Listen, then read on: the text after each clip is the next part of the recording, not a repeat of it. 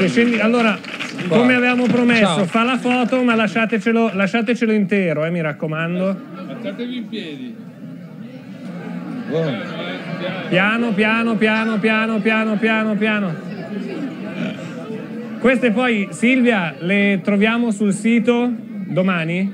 Sì, ci sarà una fotogallery sul sito vivimilano.it. Sul sito vivimilano.it domani trovate la gallery con le foto e potrebbe esserci una foto anche sul Corriere di Carta di domani, questa foto di voi tutti assieme.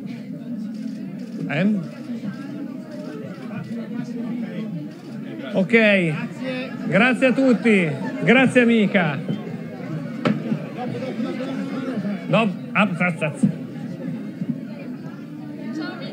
Ciao. Allora,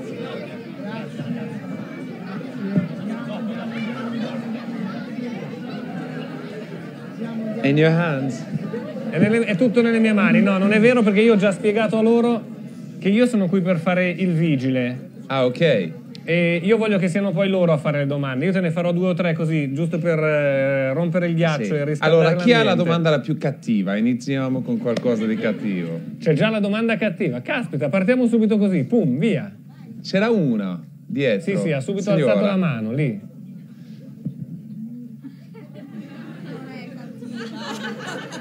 Ah, come non è cattiva? Non è cattivo. Ah no, ma allora no. Chi ha una domanda cattiva? Un po' cattiva. Un Però po'. non si sente? Sì? Allora, ascolta, io ho una curiosità da tanti anni. Vorrei sapere con che criterio scegliete o scegli tu le canzoni che canti ai concerti. Se c'è una regola, perché alcune canzoni non le abbiamo mai sentite. Sì, perché sono le canzoni che odio. Grazie. È semplice. Non c'è una tecnica, una Metodologia. grazie.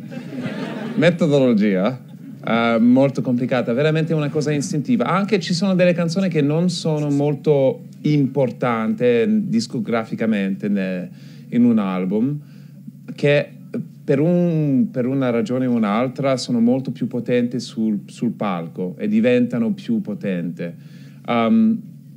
E dipende anche, perché io penso che in ogni tour ci sono delle fasi. Io ho parlato da tanti tour ieri, perché ho voluto sapere qual è la situazione oggi di tutte le persone che hanno fatto un tour allo stesso momento che io.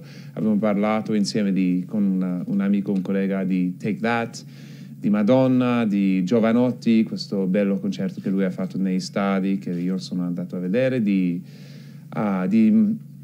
Madonna. Madonna, nel suo nuovo tour, che è una tour di arena, lei ha fatto tanto dagli anni 80, tante canzoni, neanche un pezzo di una canzone degli anni 90 e tanto di questi album recentemente. Io penso che ci sono delle fasi.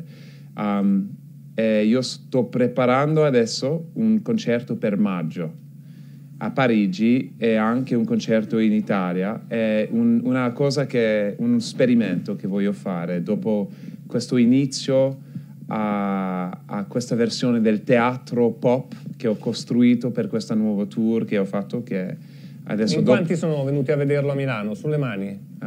Sì, tanti, stupendo. Ce n'è. Allora, l'idea era di fare un concerto che era molto molto semplice, ma allo stesso tempo abbastanza visuale, di fare tanto a mano con questi piccoli creatori artigiani, e di non cadere nei cliché di un show live. Adesso ho una idea di costruire un nuovo show principalmente per Bercy a Parigi, che si chiama Wonderland. È l'idea che una Wonderland è costruita per una notte solamente, e in Wonderland, che diventa veramente una cosa abbastanza surreale, se posso fare tutto quello che ho nella testa, io probabilmente farò delle canzoni che non ho fatto prima. Allora dipende, per me c'è tutto un ragionamento anche rispetto alla scenografia. Stai facendo delle cose interessanti dal vivo, al di là del fatto che il tuo concerto si distaccava da tutti quelli che vediamo in questi giorni, perché non hai utilizzato schermi come, cioè c'erano solo quelli per chi sta lontano per vedere quello, diciamo, la parte live, cioè tu che canti. Poi fai questo evento speciale che ci hai appena annunciato, anzi grazie di questa anteprima, e poi fai anche il concerto a Como. Qua parlo di campanilismo, io sono di Como, quindi bellissimo per sapere che Mika viene a fare un concerto unico in Europa con un'orchestra nella mia città. Cioè stai scegliendo piccoli eventi, grandi eventi, ma cose uniche, è una scelta diversa delle cose divertenti anche. Allora, di fare prima il concerto a Como è una cosa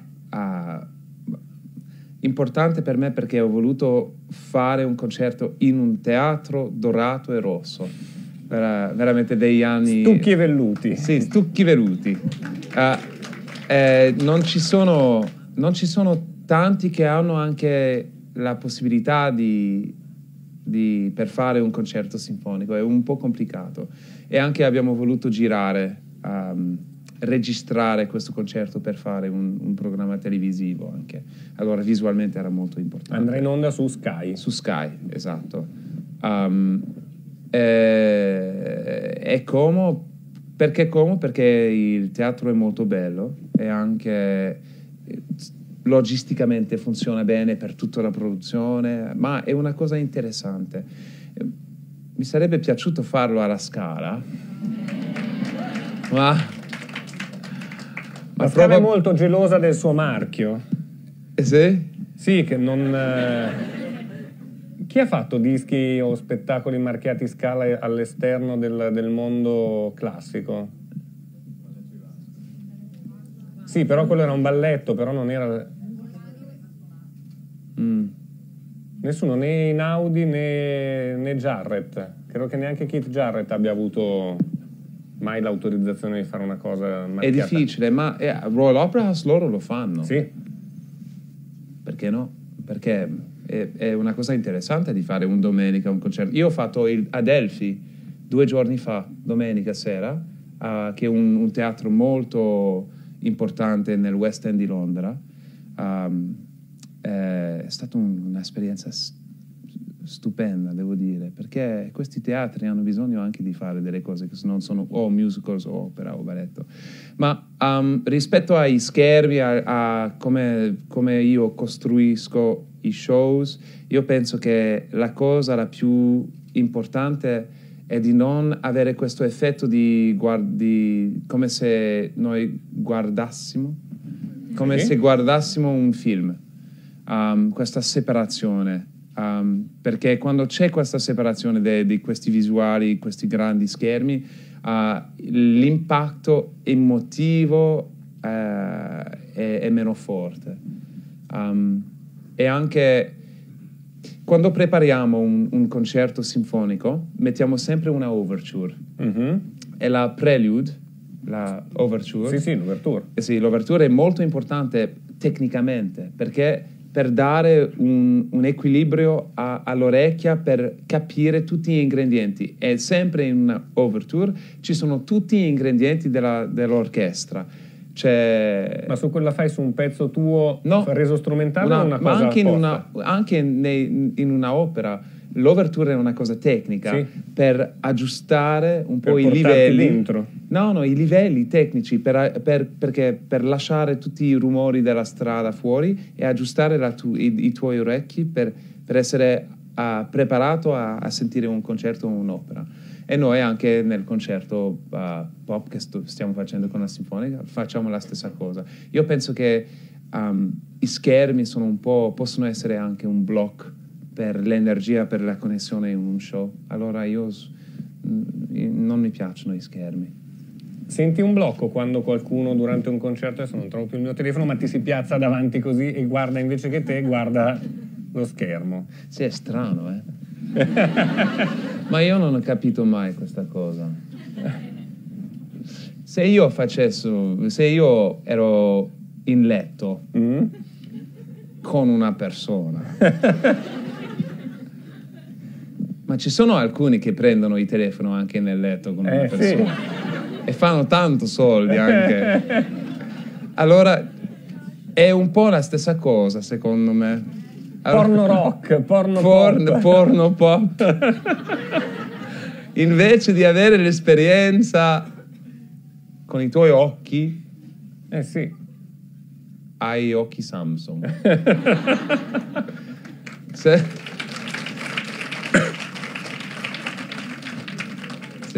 Ma anche un segno che il pubblico è molto, molto pulito quando ci sono tanti schermi. sì. Perché le persone che sono ubriache e drogate non possono tenere il telefono così bene.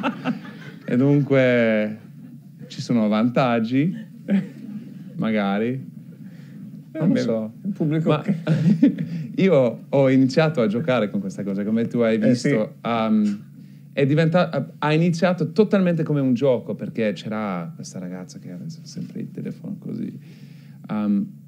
Ma c'è una cosa peggio. Aspetta che lo spieghiamo, per chi non ha visto sì. il concerto, c'è un punto del concerto in cui lui praticamente fa il direttore delle luci. Sì. Chiede a tutti di accendere i flash del telefonino e di creare praticamente una scenografia nuova solo di luce. Sì, e nascondere i luci e farle vedere a destra, a e sinistra. cantare allo stesso tempo anche. Però tu avevi dato un'immagine più poetica, ti senti come il piccolo principe. Il piccolo principe con la sua propria galassia. Sì, è più bello così. Abbiamo già pronta la prossima? Eccola là. Ciao. Avrei una curiosità io. Il termine canzone è un termine molto antico e da 60 anni a questa parte noi assistiamo a musica, canzoni che hanno più o meno lo stesso stile, testi, accordi. Magari abbiamo avuto delle novità, Genesis, Pink Floyd. Sì. Ma tu pensi di poter trovare qualcosa di innovativo, di sperimentale, di poter rendere nuovo qualcosa? Grazie. Sì, rendere nuovo sempre è una cosa difficile da spiegare, perché c'è anche un valore in rendere nuovo un format pop, che è reinventare una cosa che è già conosciuta. Nel senso sperimentale, io penso che il sviluppo non si è fermato. Io penso che ci sono artisti che sono molto più avant-garde, ma nell'avant-garde non sono così pop come hanno potuto fare negli anni 70, per esempio. In questo senso io sono totalmente d'accordo con te che negli anni 70 c'era più un collegamento fra l'avant-garde, la musica sperimentale e anche le tendenze popolari. Allora, io non voglio parlare di me adesso, lo facciamo questo dopo. Prima voglio spiegare un po' che la tecnologia, il sviluppo della tecnologia, dimentichiamo a che punto, come velocemente, how quickly, come velocemente si sviluppa la tecnologia per registrare la musica e come questo ha cambiato anche la musica pop. Allora, quando Steve Reich ha fatto questo primo loop con It's Gonna Rain, conosci questa? Allora, Steve Reich è un artista, un compositore molto progressivo, ha sviluppato l'idea del minimalismo nella musica. Adesso fa un concerto per far dormire il pubblico. Sì. Veramente, ha studiato con un neurologo, con un neuroscienziato, i cicli del sonno e ha composto 8 ore di musica e la gente va a vedere l'esecuzione con dei lettini, cioè ti porti il pigiama e vai al concerto, ti sdrai, dormi. Sì.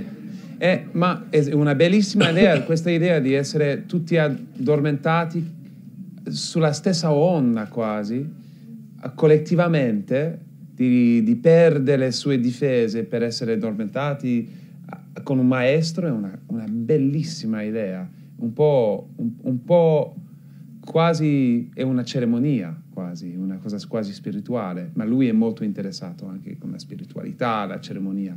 Ma lui ha inventato il primo loop, prima di Daft Punk, prima di Madonna, prima di tutta la musica acid house o la musica dance di Manchester. C'era Steve Reich lui ha preso un piccolo pezzo registrato da un speech un discorso? Un discorso da che era? Un Jehovah's Witness, io penso, che parlava, non sono, che parlava del fine del mondo, l'Armageddon, così. Lui diceva, it's gonna rain, pioverà.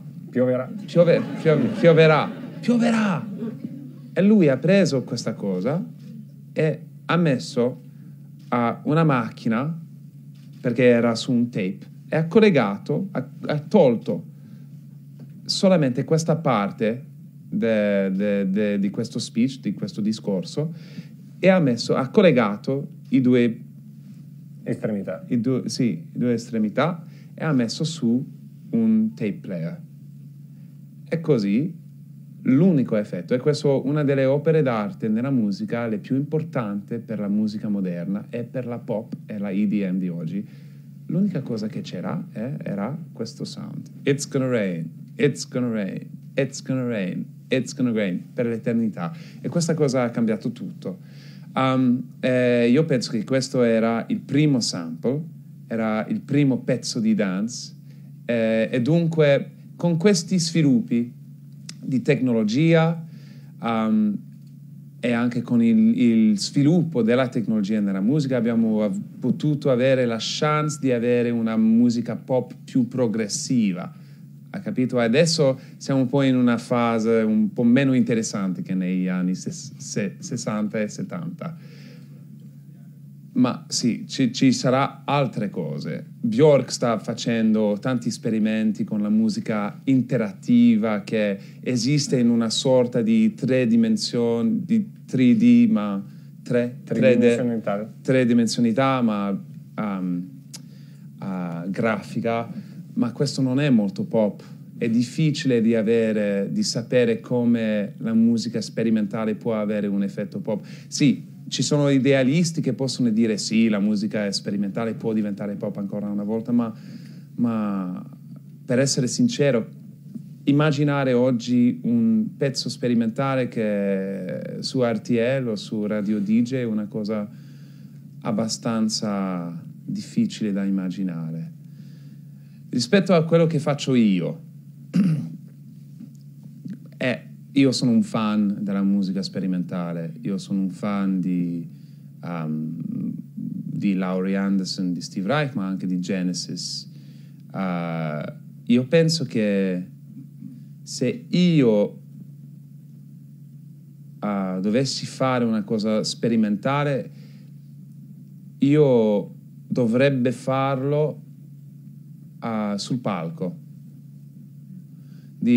perché io sono molto interessato con il palco e come la musica può trasformarsi sul palco, e io voglio veramente sviluppare dei show che non sono veramente commedia musicale, ma che sono un po' più sperimentale sul palco utilizzando musica. Questa sarà la mia interpretazione di essere un po' più progressivo, ma la musica pop oggi progressiva è difficile da avere paragoni. E poi in Italia le radio hanno anche molto meno coraggio di quanto abbiano le radio in altri paesi, cioè i formati che passano sono molto ridotti. Sì, è vero, ma per esempio il trap, che è una sorta di musica pop che è molto molto commerciale adesso in America. Il trap, uno dei primi pezzi pop trap era uno dei Dylan Francis, e l'unico paese che ha messo questo pezzo sulla radio era l'Italia, Radio DJ. Sì, è vero, poi DJ si ha ancora un filo di voglia di rischiare, gli altri vanno sul top 40 e via, e si copiano. Beh, che pubblico preparato che hai, ragazzi, comunque. Ma tu hai un esempio di una musica sperimentale di oggi che ti piace, che è pop anche? No, la musica di oggi a me non piace fondamentalmente, a me piace molto. Ma Skrillex, ti piace Skrillex? Come? Skrillex? Per niente. Zero, Skrillex no. È un Giulia po' falso, è vero. Giulia Holter, però è passata, adesso ha fatto una cosa molto più accessibile, ha fatto un disco però dove capisci che dietro c'è una voglia di sperimentare messa in chiave pop. Ha fatto un bel disco. Ma anche sai che le cose le più sperimentali possono anche essere le cose le più semplici, molto semplici anche. Sì. Dov'è il microfono? Qua, terza fila qua a destra. Io. Ciao. Ehi, ciao. Parlavamo appunto di essere sperimentali, innovativi. Per quanto riguarda più i giovani, cioè al giorno d'oggi ci sono tanti giovani emergenti, bravi nel campo della musica, però che cos'è che bisogna avere per essere davvero innovativi, davvero apprezzati? Living Factor! No, aspetta. Hai detto una contraddizione. Perché è molto difficile dell'essere sinceramente, veramente innovativi e molto apprezzati. Infatti, a una giovane età è quasi impossibile rispettare comunque una propria originalità, non essere scontati o comunque del tutto mainstream o comunque troppo commerciali, quindi seguire un proprio gusto personale e avere una propria... Va bene essere anche commerciali, va bene essere pop, va bene essere accessibile. La cosa la più importante è essere personale, avere una personalità. L'individualità è il valore di una storia personale. Questa è la cosa la più importante, perché ci sono anche tante opere d'arte che sono molto progressivi, molto sperimentali, ma che sono freddi. C'è tanta musica pop che è molto molto professionale, ma che è anche così fredda. Ma le storie, le persone, quando ascoltiamo un brano per la prima volta che io ho sentito Courtney Barnett, lei è sperimentale. Se ti piace Courtney Barnett, Courtney Barnett, una giovane australiana. Lei non ha molto voce, è come una one girl Nirvana, ma una sorta di poesia moderna, semplice, sporca, costruita con giochi di parole che non hanno neanche, molto più sul messaggio, che sull'energia, che sulla bellezza delle parole.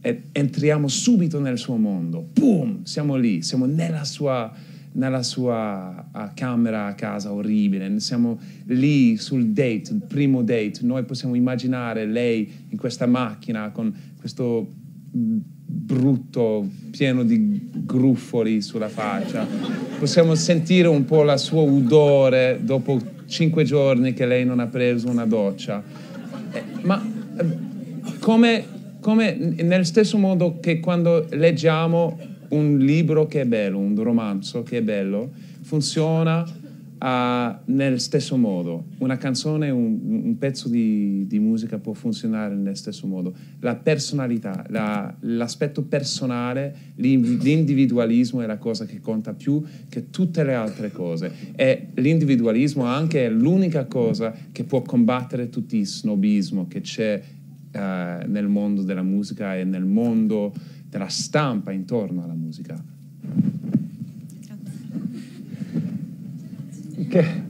No, mi chiamavo fuori da questo.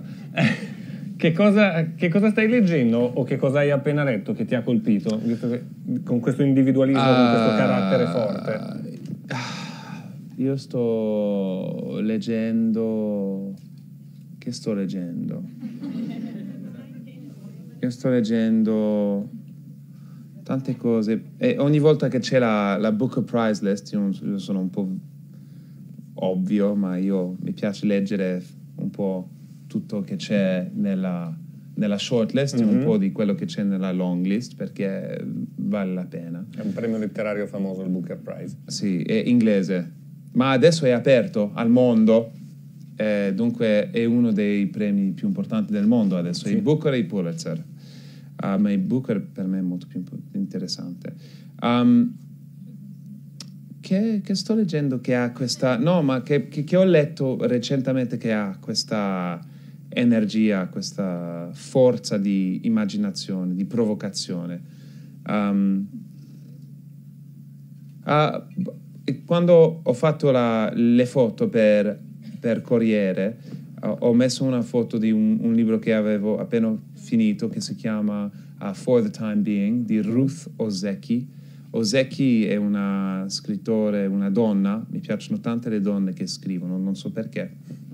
No, ma veramente, non sto scherzando. Ma lei è una donna americana giapponese, è una priestess zen. Una sacerdotessa. Sì, ma non c'è niente di curatorio nel suo stile di scrivere. E lei ha scritto questo libro sorprendente dal perspettivo di un diario intimo da una giovane ragazza di 16 anni giapponese, che parla di sesso, che parla della morte, di tutte le volte che il suo papà sta cercando di uccidersi, dai problemi finanziari, da tutto, da diventare una prostituita anche. Ma tutto con una sorta di dolcezza molto credibile. È un libro stupendo, sorprendente. Io penso che questo ha un bel esempio. Lo andrò a prendere. Prima parlavamo, parte giovedì X Factor.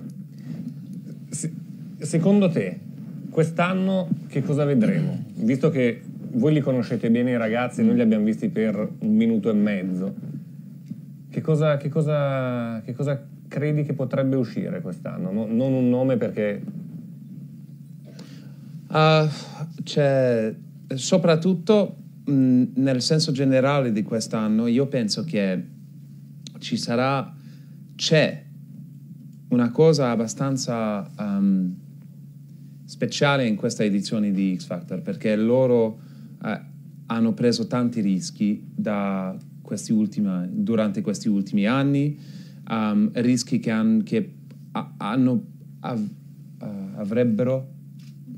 avrebbero avuto delle conseguenze orribili. Avrebbe potuto avere delle conseguenze terribili. Questo è un applauso perché so usare i congiuntivi, no? Avrebbero potuto avere. Sì? Ok. Per esempio, quando loro mi hanno chiesto di fare questo programma, non era una cosa ovvia. Io all'inizio non volevo farlo, perché non solamente per la lingua, perché tutti si pensano che è solamente un gioco della lingua e di vocabolario, ma non è così. Perché questa idea di fare un talent show mi sembrava una cosa molto falsa. Una cosa molto finta, perché io sono abituato alla versione più commerciale, più americana e inglese. Sì. Loro hanno fatto veramente un break di questa versione, di questo genere di programma. Hanno voluto avere una separazione di questa attitudine, dunque sono andati da un grande network molto commerciale e accessibile a un network dove le persone devono essere abbonati.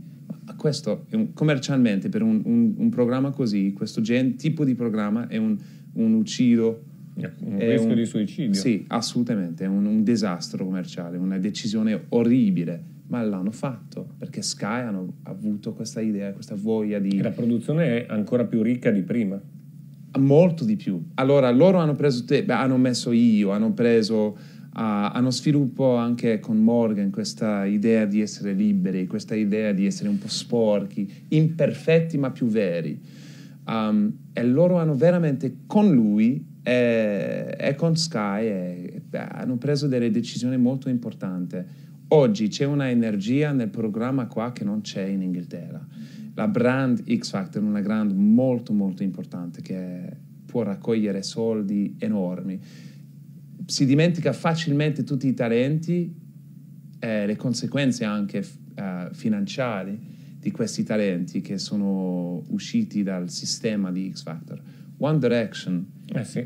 è una industria, è una cosa enorme per l'industria della musica. Noi stiamo parlando nei billions, sì. È una cosa enorme. Loro hanno preso questa decisione di fare delle cose interessanti e dunque, soprattutto quest'anno ci sarà un aspetto ci sarà una gioia perché i rischi hanno funzionato. In Inghilterra non c'è questa gioia perché non funziona così bene e qua c'è una crescita, c'è una sorta di it's like the fruits of the risks that they took are paying off, they're showing. Chi semina bene raccoglie bene. Sì, per dirla con un proverbio. Esatto. E dunque c'è una bella energia per questo. C'è una scenografia, visualmente ci sono delle cose ancora più avant-garde, ancora più sperimentali rispetto a questo contesto molto commerciale dove non c'è normalmente questa voglia di fare delle cose diverse. E anche i talenti sono interessanti. C'è un duo, Urban Strangers, che è molto forte. Perché è molto anche la faccia, oltre a sapere arrangiare tutto, loro sono la faccia. Lui ha la faccia di un star moderno. Sì, lui è questo funziona. E anche l'altro che è un po' più timido, quello che suona la un chitarra. po' più iconico, ma insieme sono molto forti. Sono molto semplici anche, sono delle cose abbastanza ovvie. C'è una giovane Simon & Garfunkel il rap. È strano, no? Ma funziona bene. Nella mia categoria c'è Eva, che è una sorpresa perché all'inizio io non ero troppo interessato in Eva e dopo ho visto il suo potenziale perché è un maschio, per chi non avesse visto il film. Sì. E lui è molto interessante, ha un potere con le parole che è molto sorprendente. C'è una giovane ragazza anche che ha fatto una cosa con il dulcimer. Non so se lei è la più facile ragazza, no, non sembra la più simpatica esatto. neanche, ma è molto brava. E anche Leonardo e Luca, loro hanno hai imparato a potenziale. mettere i piedi a posto? Leonardo? Impossibile. Gli devi mettere un tutore. Sì, lo so, ma lui è un parrucchiere. Immagini sempre così. Ah già, è vero, giusto. Ma non è una scusa, è orribile. Io non voglio un parrucchiere che fa così. Come Edward Scissorhands. Bisogna mandarlo più che da un vocal coach, da un posturalista. Quelli che ti rimettono dritto. Sì, ma lui anche... se io devo scegliere una persona in tutta questa stagione di X Factor per avere una birra, per prendere una birra dopo, io sceglierò lui, perché è molto naturale, molto simpatico. È anche un immigrante. Mi piacciono gli immigrati. E oggi questa è una cosa molto importante, che un immigrante è così a casa in Italia, è così felice di cantare in italiano, di assumere la sua nuova identità della sua generazione, anche della sua famiglia in Italia come un italiano. Questo è fantastico. In un momento come questo è anche un bel esempio, voglio dire. Vedo già mani che si alzano. Abbiamo già il microfono dove? Qua, a sinistra nel corridoio. È chiuso? È personale, allora magari è meglio che è chiuso. Io te la faccio, poi tu scegli se rispondere o meno. Allora no. Allora, io sono nato... Ma devi essere attento, io posso rispondere con un'altra domanda personale. Non vedo l'ora. Sta fregato. Ok, allora io sono nato in un paesino piccolissimo della Sardegna. Sì? Come si chiama questo paese adesso che c'è la tua amica con una camera facendo una video? Bari Sardognini, quando vuoi a casa mia è libera, sempre. È libera perché tu non vorresti essere lì? No, è libera perché ci sono tanti posti letto. Comunque, diciamo, torniamo seri per un momento. Diciamo che gli ultimi 18 anni, prima che mi trasferissi qua, non sono stati molto semplici. Perché quando vivi in un posto in cui ti insegnano che qualcosa è sbagliato, tu cresci pensando che sia sbagliato. Mm-hmm. Quindi io negli ultimi anni ho cercato di cambiare me stesso e di camminare in modo diverso e avere una voce più dura per evitare che le persone mi prendessero in giro. Sì. Finché non sono arrivato a un punto in cui... Adesso sei a Milano, allora tutto va bene. La tua voce è molto normale a Milano, devo dirti, ok? Finché sono arrivato in un punto in cui mi sono detto che la cosa più importante era che io stessi bene. E devo dire grazie anche a te e a tutti i tuoi album, perché la tua musica mi ha aiutato tantissimo. Dagli inizi fino ad arrivare a No Place in Heaven, che è una canzone che quando senti ti cattura, ti prende dentro. E la mia domanda, siccome la musica mi ha aiutato molto a capire chi sono e ad accettare me stesso, ci sono delle canzoni che durante la tua adolescenza ti hanno aiutato il tuo processo di accettazione? Sì. Ok, vai. Sì, anche perché... Sì, assolutamente, io capisco bene. Non devi essere di un piccolo paesino dove conosci tutte le persone in questo paesino per avere questo sentimento. È un sentimento che tutti possono avere anche nelle grandi città.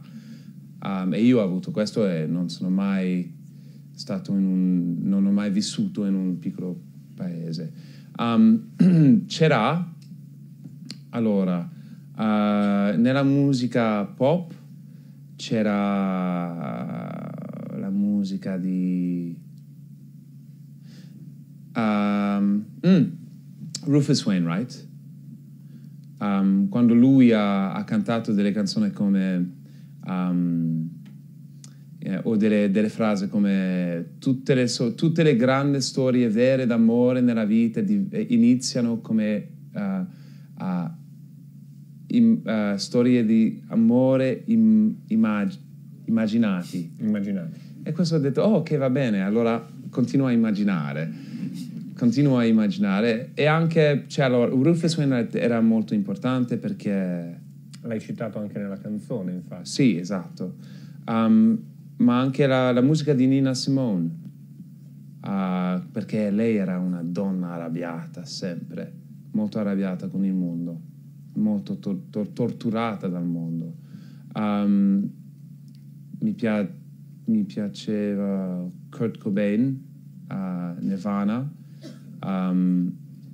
La rabbia anche di questa musica per me era una rabbia teatrale.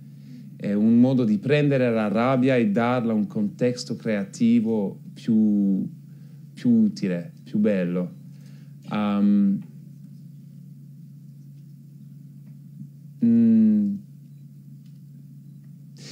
È strano perché allo stesso tempo devo dire che quando ero più giovane I hated like the music of like early Madonna. Odiava i primi dischi di Madonna. I couldn't relate to it. It wasn't. Non riusciva it was, a entrare in relazione. And I think the music that you don't like is as comforting as the music that you like, because it shows you what you don't want to be. You know. Ti dà lo stesso comfort di quella, ti mette nella comfort zone come quella che ti piace. Sì, adesso mi piace tanto la musica di Madonna, posso capire il valore di questo, ma di un punto di vista perché ascoltiamo musica anche per formare la nostra identità, anche se non lo sappiamo. Non sappiamo che stiamo facendolo, lo facciamo. E dunque, sì. È per questo che è possibile di avere delle reazioni che anche senza sapere il senso di queste reazioni. Nell'intervista che abbiamo fatto, pubblicata sul Vivi Milano, abbiamo parlato di una cosa che poi io non ho scritto, ma di cui mi piacerebbe parlare qua con loro, e visto che si collega a questo argomento. T'avevo chiesto se tu saresti andato con Elton John a parlare da Putin. Sì, lo so che non hai messo niente. Esatto. E tu mi hai dato una risposta che però mi aveva colpito, poi non l'ho inserita perché forse non c'entrava neanche presentando un incontro del genere, però secondo me si collega anche a quello che ha detto lui. Cioè, la situazione della Russia da questo punto di vista non è solo quella di una piccola città della Sardegna, no? E tu mi dicevi che, come dire, non saresti andato a farlo, ma c'era un altro passaggio che mi aveva colpito, il fatto che tu non riesca ad andare a suonare in Russia.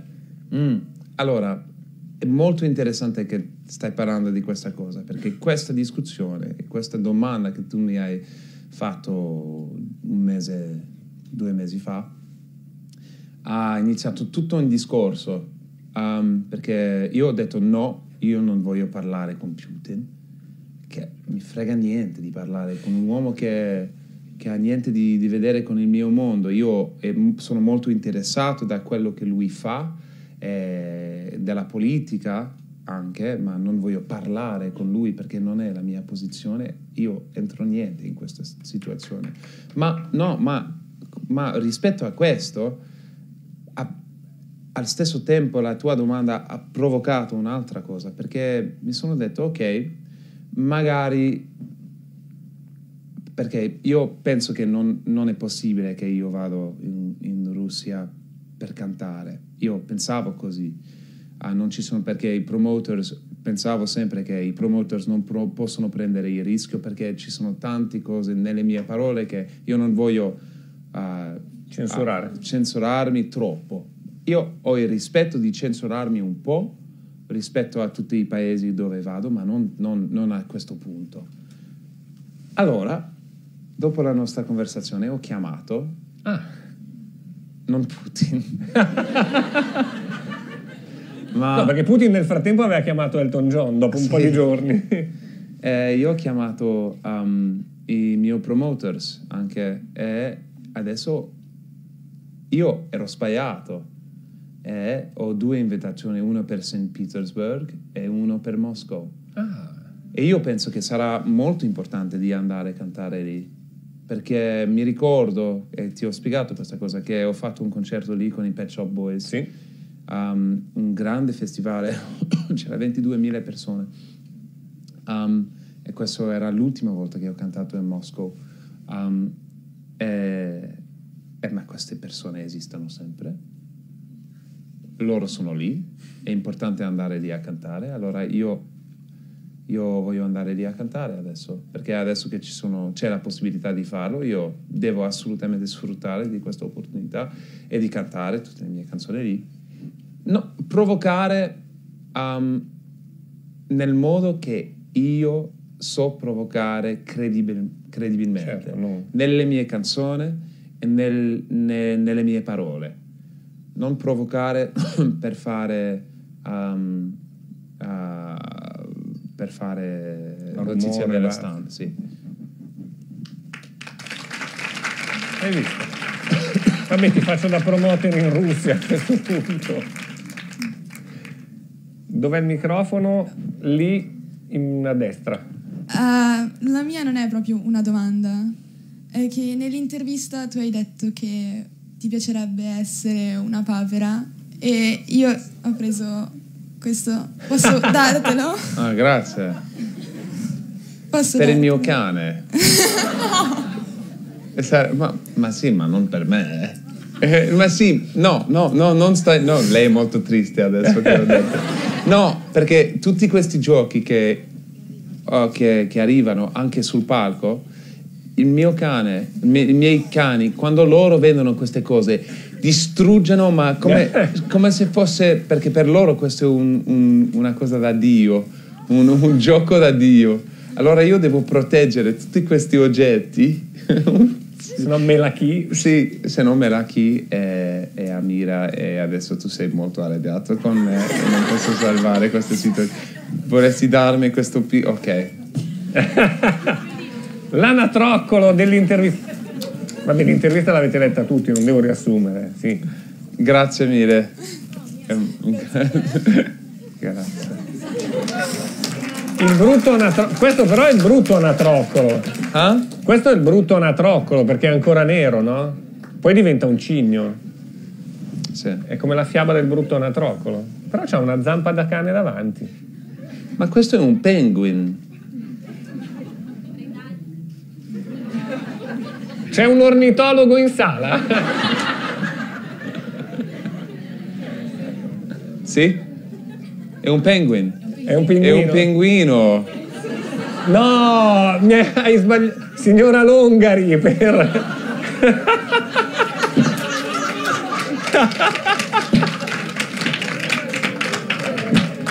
This is an old joke. Mike, buongiorno. I will take it. Ma grazie lo stesso. Beh, prossima domanda, io non vedo il microfono. Io ho questo amico, ho un amico che si chiama Alex Miller. Lui è molto furbo, un specialista di MI5, un dottore sulla storia dell'MI5, che è il servizio segreto inglese. Il servizio segreto inglese. E lui ha scritto anche tutto un capitolo della storia ufficiale per il governo in Inghilterra, adesso che parliamo di pinguini. E lui è un dottore, Alexander Miller, ok? È anche un grandissimo appassionato della musica classica. È un malasiano, cinese, scozzese, abbastanza grande, ok? Allora è sempre un po' così. C'è qualcuno che lo sta googlando per vederlo? Sì. E lui ha cantato con me anche su Over My Shoulder, che è sul mio primo album. Questa è la sua voce, è un cantante lirico anche lui.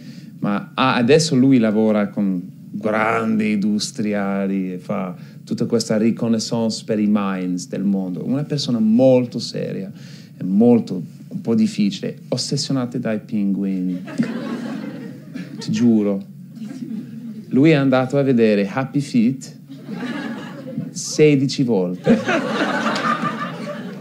È quasi come è un mix fra un bambino e un pazzo ubriaco di fronte a questo film. E lui ha tutta una collezione di DVD su tutti, animazione, documentari, tutto sui pinguini. E lui, l'unica cosa che può veramente rilassare questo grande professore è Happy Feet. E diventa come... Allora, invece di dare questo a Mira e Mela, e devo ringraziarti, ma questo è meglio per lui. Senti, ma qual è il tuo film, il tuo Happy Feet? Il mio Happy Feet? Non lo so. Non lo so. È difficile. Ma io ho una cosa da dire. Odio, perché io faccio sempre questi viaggi sul treno o sull'aereo. Ci sono sempre queste persone che sono tutto il tempo con la tablet guardando le serie TV. Ma perché non ti piacciono le serie TV? No, mi piacciono le serie TV, ma loro non fanno niente, non parlano con nessuno, non leggono niente, sono sempre così con le cuffie, guardando. Mi dà veramente tanta tristezza di vedere. Ma a te non va bene così, perché sennò hai di fianco uno che ti tira una capa così, cioè riconoscendoti inizia a dirti no ma mica raccontami questo, quello.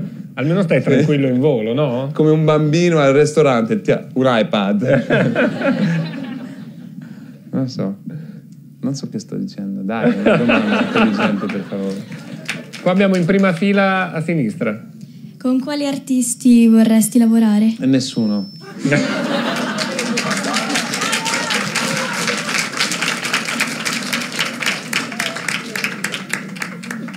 C'è una novità in arrivo. Sì, Battiato. Ha fatto un pezzo che sarà nel cofanetto che esce nuovo di Battiato. Sì. Io ho cantato in inglese. Anche, è vero, è anche nel repackaging di No Place in Heaven. Sì, esatto. E anche ho scritto, sto dicendo questo, ma quando ci sono delle opportunità che vanno bene, che sono belle, e la canzone è bella, sì, lo faccio, ma non cerco mai di fare delle collaborazioni. Non è una cosa che quando c'è l'opportunità lo faccio, ma solamente così. Per esempio Fedez adesso, sì, che è una canzone che ho scritto con Skylar Stone Street, con chi ho scritto Good Guys, l'abbiamo scritto a Los Angeles allo stesso tempo di Good Guys, e dopo Fedez ha reinterpretato la canzone e fatto un rap che mi piace un sacco. Mi piace anche questa idea di fare un duetto con Battiato e un altro con Fedez, anche sul stesso repackaging di questo album c'è un concerto sinfonico con l'Orchestra Sinfonica di Montreal, un po' ci sono tutti questi mondi che vengono insieme, e questo è un po', torniamo un po' alla tua domanda di come fare delle cose che sono credibili in un modo personale. Io penso che dobbiamo essere molto personali, molto intimi quasi, senza pensare a se funziona, se va bene, se non va bene, se è una cosa cool o non è una cosa cool. Fare le cose che per noi sono interessanti, divertenti e che provocano emozioni dentro di noi. Se volevi una domanda un po' cattiva. Oh. Sì. Ti credi bello, bravo, intelligente? In quale percentuale? Vuoi le percentuali? Sì. Qual è la domanda? In che percentuale sei bello, bravo e intelligente? Come ti valuti tu? Bello, bravo, intelligente, ma tutto dipende.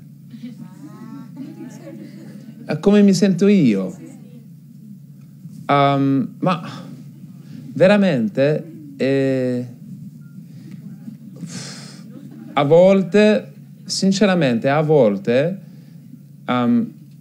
mi guardo, mi sento bello nel senso completo, e altre volte mi guardo e non mi piace per niente, a zero, veramente meno 100%, meno 20%. E questa reattività, questo up e questo down è una cosa molto umana, come tutti noi, e anche dipende di due cose, le persone di intorno a me, perché noi cerchiamo anche il nostro senso di valore con le relazioni che abbiamo nel lavoro, personalmente, con i nostri amici. Questo era l'unico modo, io penso, che possiamo avere un senso di valore personale. E quando queste relazioni non vanno bene, perdiamo totalmente il senso di valore.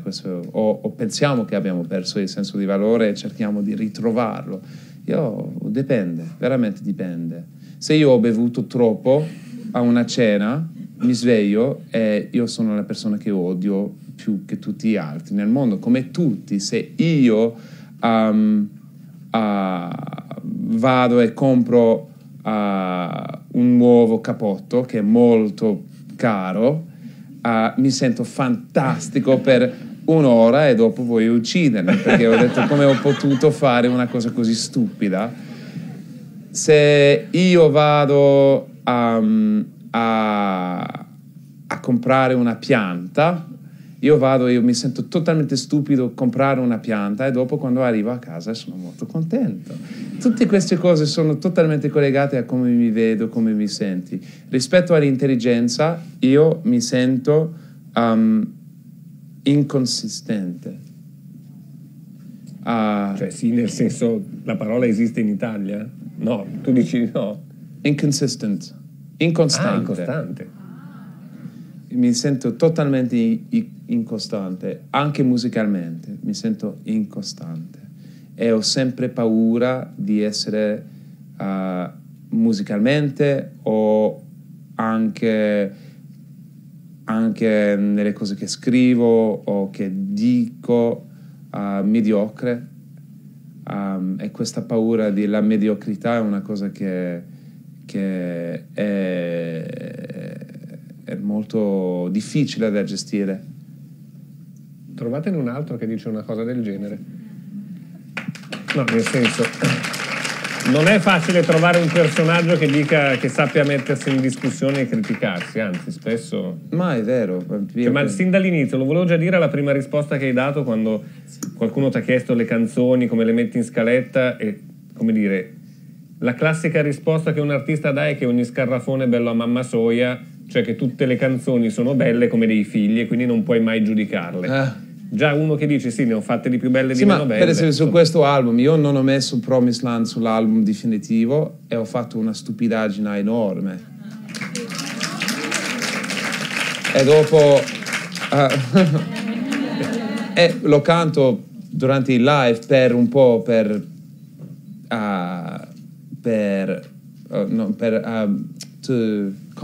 compensare di questo errore. Allora ci sono tanti... Ma allo stesso tempo non mi piace ascoltare che ho fatto un errore. Allora state zitti, basta. Perché io, anche se ho la possibilità di essere molto duro su me stesso, odio sapere, perché ho già abbastanza persone che mi torturano. Sì. Però qua, ciao. Qua. Sì, ciao Mica, sono Angelo, io e il mio socio siamo proprietari di un'etichetta discografica indipendente, la Vox Musica Dentro. La nostra curiosità è Mica 2004, ai tempi ancora sconosciuto in Italia, Mica 2015. A cosa hai rinunciato, a cosa rinunceresti ancora, e il Mica di oggi cosa consiglierebbe al Mica di ieri per arrivare al successo? Ok, la cosa che ero preoccupato di troppo protettivo all'inizio della mia carriera. Ho perso tanto tempo pensando alle conseguenze, ascoltando, verificando delle cose, ma io non ho capito che questo era un ego che non aveva cresciuto abbastanza, che non era cresciuto, un ego sempre un po' sempre adolescente, che pensava che tutto aveva una conseguenza enorme. Infatti non è così, le carriere non funzionano così. Facciamo errori, va bene, si dimenticano abbastanza velocemente se troviamo qualcosa di bello di fare dopo. Anche ci sono alcune cose che sono molto vere, che in questo business ci sono le persone le più orribili del mondo. Veramente, ci sono delle persone orribili, e di veramente essere molto attenti, di non essere collegati anche nel senso di business con queste persone. E io pensavo che avevo fatto tutto per proteggermi, avevo messo i avvocati giusti e i contabili giusti. No, perché io non volevo spendere su delle persone che erano bene, perché non avevo anche questa idea di come spendere, come possiamo pagare una persona così tanto, no, non è possibile, e ho pagato il prezzo dopo. Allora questo è il lato business, il lato un po' dell'ego, e rispetto al lato personale,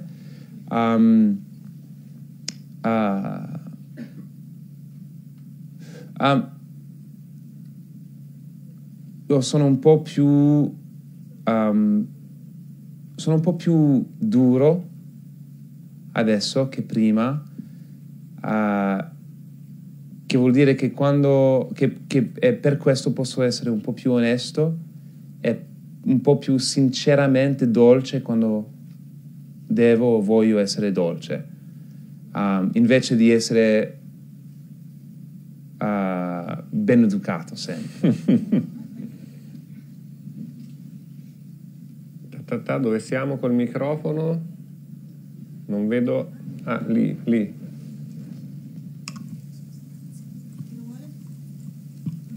Posso? Certo. Allora, la domanda è questa. Ormai in Italia non sei più conosciuto solo come un cantante, un artista, ma sei un personaggio pubblico. Sì, è vero. E in questa veste hai l'occasione di esprimere la tua opinione su tanti campi. Sulle cose che conosco, ma non sulle cose che non conosco. Sì, ma la domanda è, visto quello che tu pensi in tema di diritti, di libertà, in un paese come il nostro, così indietro, senti il peso di questa cosa o ne sei contento? Cosa ne pensi?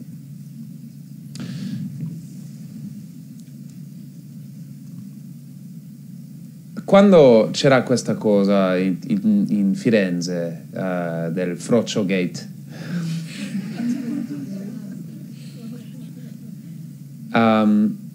io pensavo è molto strano, perché tanti dei grandi artisti, grandi architetti, grandi talenti che hanno ha creato questa idea, questo mito della città di Firenze, la cultura di questa città, erano anche omosessuali. Io penso che, e volevo rispondere un po' in questo modo, ma mi sono reso conto che non era necessario per niente di essere così letterale, di essere così di spiegare le cose così pesantemente. E dunque ho fatto una cosa molto più visuale, un riflesso molto più semplice, che era molto più efficace alla fine.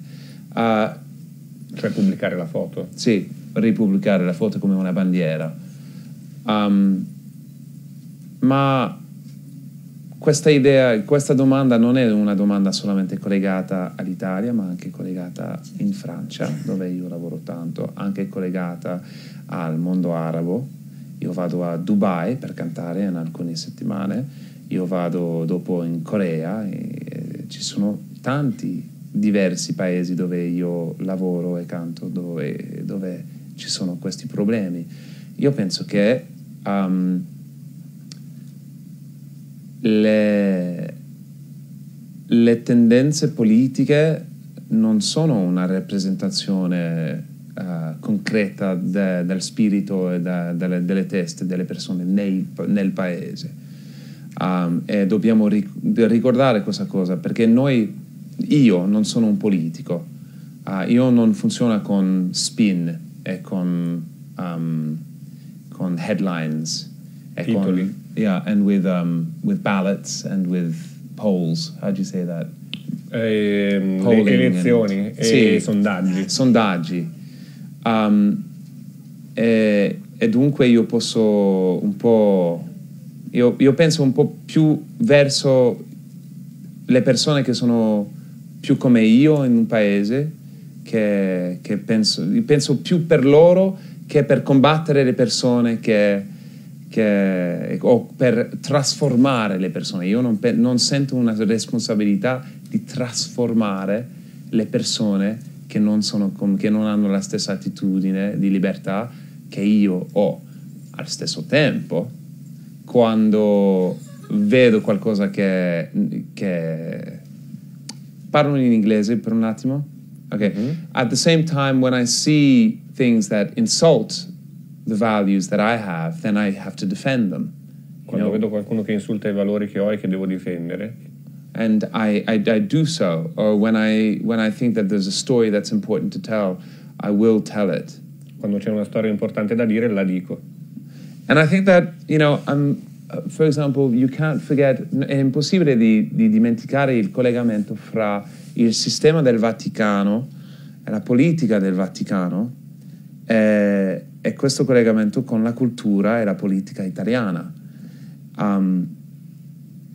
E dunque io penso che se dobbiamo avere un fonte di ispirazione in questo momento in Italia, dobbiamo solamente vedere quello che sta succedendo adesso nel Vaticano con Papa Francesco. Lui è una persona straordinaria, una persona profondamente moderna anche, che sta facendo delle cose per in un modo anche per rompere questo silenzio, possiamo dire, in tutti i sensi, anche per i migranti, per le donne, anche per i preti, per i diritti dei preti, anche per la relazione fra l'omosessualità e il Vaticano, fra la Chiesa.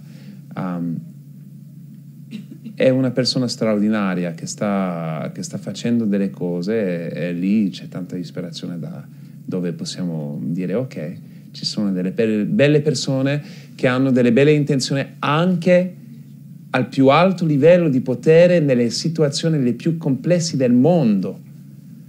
E dunque io sono solamente una pop tart rispetto a questo. No, veramente, io non gioco in politico, e le persone che hanno questa testa e questo spirito aperto, anche che lavorano nel mondo della politica, che riescono a fare tutte e due allo stesso tempo, sono incredibili. Abbiamo le ultime 2 domande. Grazie. Una qua. Io penso che le persone sono le stesse in tutto il mondo. Non c'è una differenza fra la gente italiana, la gente greca, la gente in Siria. Io penso che le tendenze politiche possono essere orribili, ma le persone sono le stesse. Se vediamo quello che è successo in Germania durante la seconda guerra mondiale, e questo propaganda, la macchina di propaganda, la macchina di paura che ha trasformato durante generazioni delle persone come noi, normali, buone,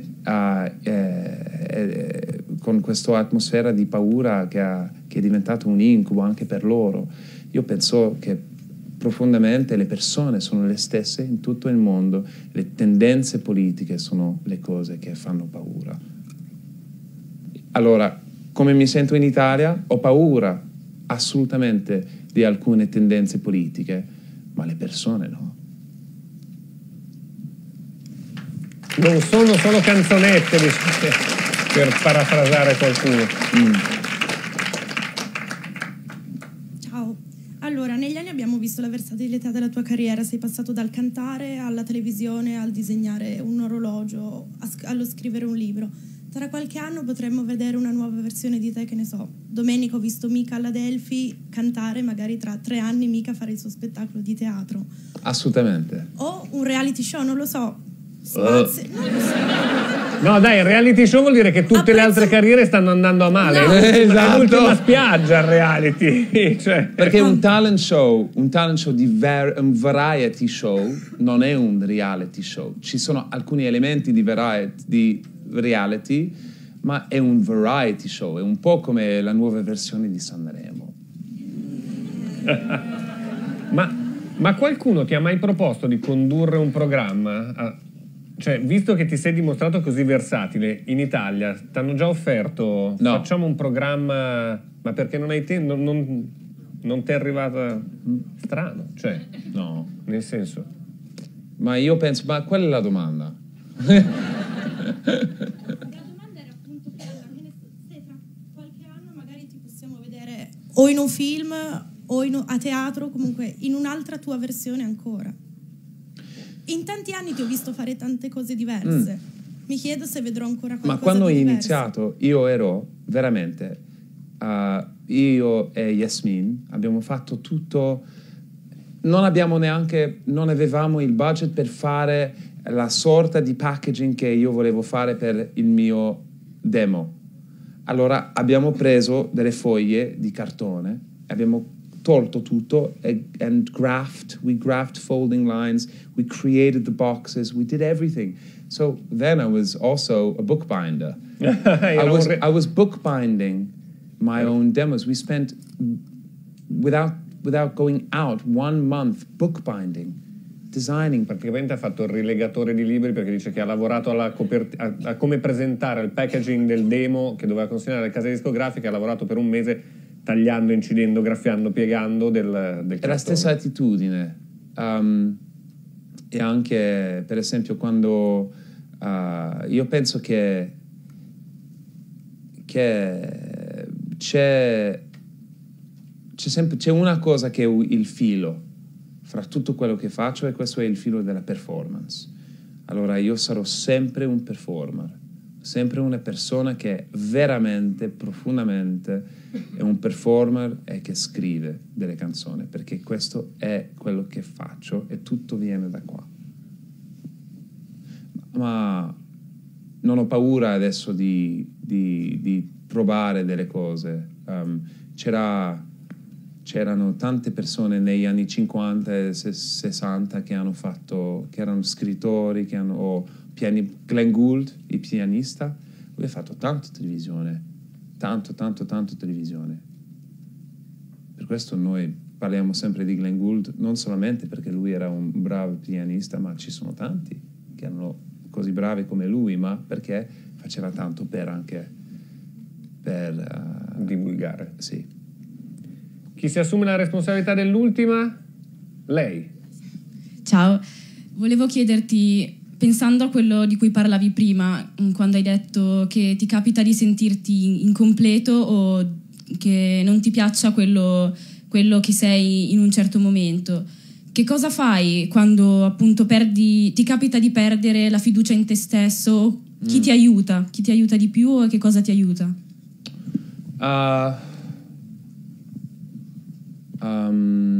Il tempo è il migliore amico, anche il più grande nemico, e tutte e due. Ma ci sono alcune persone, c'è la mia piccola squadra professionale per le cose professionali, ma veramente quando quando ho fatto qualcosa o mi trovo in una situazione dove veramente ho questo sentimento di perdere la fiducia in me stesso, non so, io sono una persona che anche la spiritualità è una cosa molto importante. Io dico sempre una preghiera prima di fare, quando sono nelle situazioni difficili, sempre. Allora, anche se io non sto credente in un modo, io non penso che c'è l'inferno, non penso che c'è il paradiso, veramente non penso che è possibile che abbiamo questi, penso che è molto più complesso, probabilmente se c'è qualcosa è molto più complicato. Ma quando ho bisogno di aiuto, chiedo a tutti, senza vergogna. Chiedo a tutti. Quando penso di avere bisogno veramente di aiuto, chiedo a tutti. Mia sorella, le mie 2 sorelle più grandi di me, Yasmin, mia sorella, e anche Paloma, loro sono totalmente diverse. Loro non chiedono mai quando hanno bisogno di aiuto. Io, grazie a essere il terzo in una famiglia di 5 figli, io ho la possibilità di non avere paura o di vergogna di chiedere. Allora io lavoro con Giulio, io lavoro con una squadra, anche c'è mia famiglia, c'è mio compagno, tutti sanno quando c'è qualcosa che non va bene, io chiedo. Voglio la soluzione, come possiamo?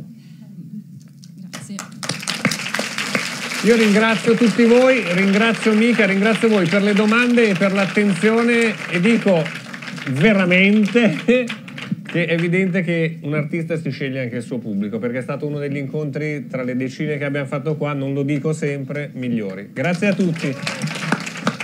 Ciao. Ciao ciao. Sì. A me piace troppo l'analogia, ho trovato l'analogia con Drowning Man dei